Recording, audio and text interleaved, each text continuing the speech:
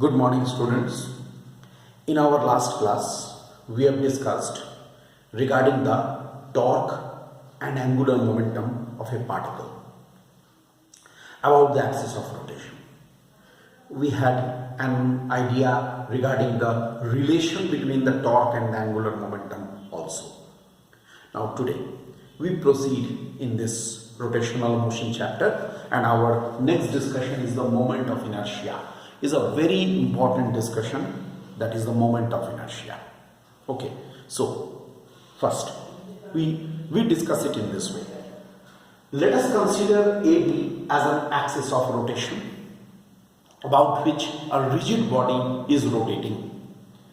Let us consider this as a rigid body which is made up of a large number of the point masses, say point masses m1, m2, up to mn. That means n number of the point masses, small particles, point masses.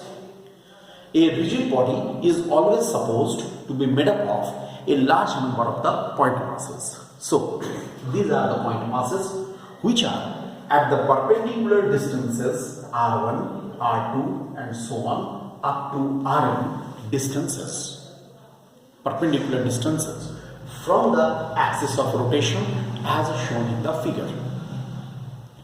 If this body, rigid body, is capable of rotating about this axis of rotation, how it is rotating? It is shown by the arrowhead. If it is rotating about it, then how the moment of inertia can be defined? You can write the moment of inertia of a rigid body. You can write the moment of inertia of a rigid body about a fixed axis of rotation. The moment of inertia of a rigid body about a fixed axis of rotation is defined as the sum means addition, sum of the products of the masses of particles constituting the body, products of the masses of constituting the body, and the squares of the respective distances, respective perpendicular distances from the axis of rotation. It means whatever you have written, what does it mean? Is it mean this? Look, you can read it. If you have written it, you can read it. Can it be written like this? It is sum of the product of the point masses and the square of the respective perpendicular distances, like this: m1 r1 square plus m2 r2 square plus and so on up to mn rn square.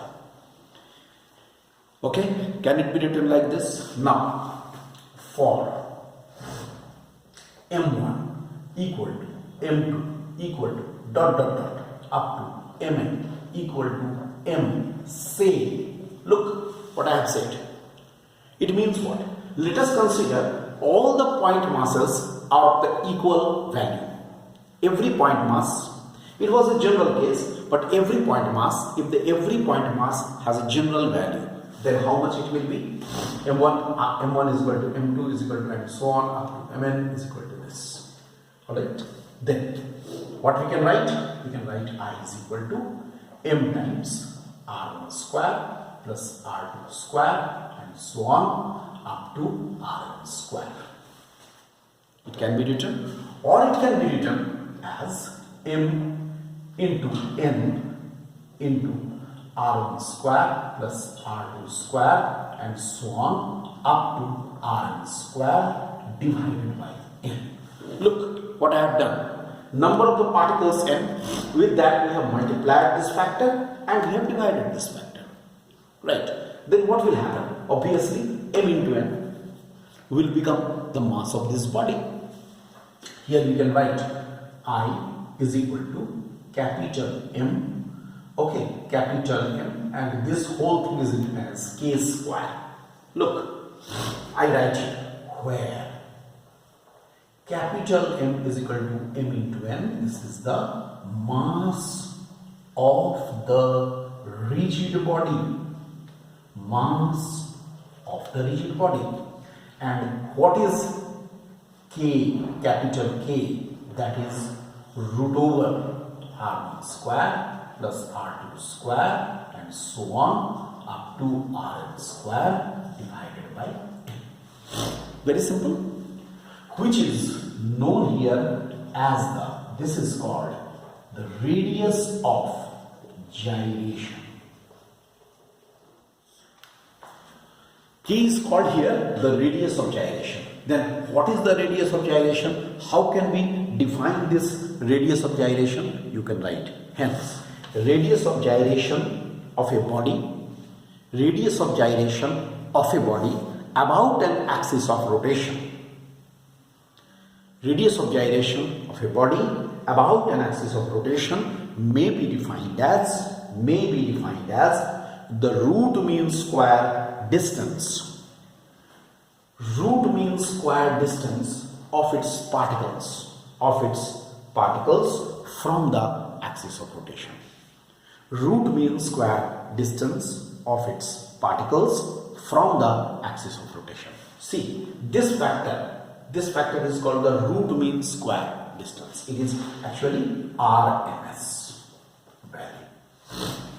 Root mean square. First, what I do, why it is called root mean square? First, we have squared these divided by the number of particles. Then it is mean square distance, and over that root means square distance. This is the radius of gyration. Mind this, the radius of gyration will always be depending upon the location or the particular axis of rotation. The axis of rotation about which the body is rotating. If the axis of rotation is changed from its position, radius of gyration will also be changed. Obviously, because R1, R2, everything will be changed. So, direct relation between the radius of gyration and the moment of inertia is this: I is equal to mk square. This is, and here this relation is a general relation. I can write this as mi ri square. I is equal to 1 to n. Look, in the summation form, it can be written in this way also. This is the summation form. This is a special case have been made just to conveniently define or introduce the moment of inertia and the radius of gyration. Okay, this is about the moment of inertia. Obviously, the unit assignment for the moment of inertia will be how much? Will be what? kg meter square. Kg meter square. And its dimension will be m to the power 0, m l square to the power 0 dimension. This is the unit, this is the dimension. Look, unit and dimension of the moment of inertia. So, what we have seen, moment of inertia will always be depending upon the axis of, obviously, moment of inertia and the radius of gyration both will be depending upon the axis of rotation. If the axis of rotation will be changed, moment of inertia as well as the radius of gyration both will be changed. Right. So, moment of inertia about any axis of a rigid body is equal to the mass of the rigid body into the square of the radius of gyration. It should be remembered. Okay. Now, in the next lecture, I am continuing it.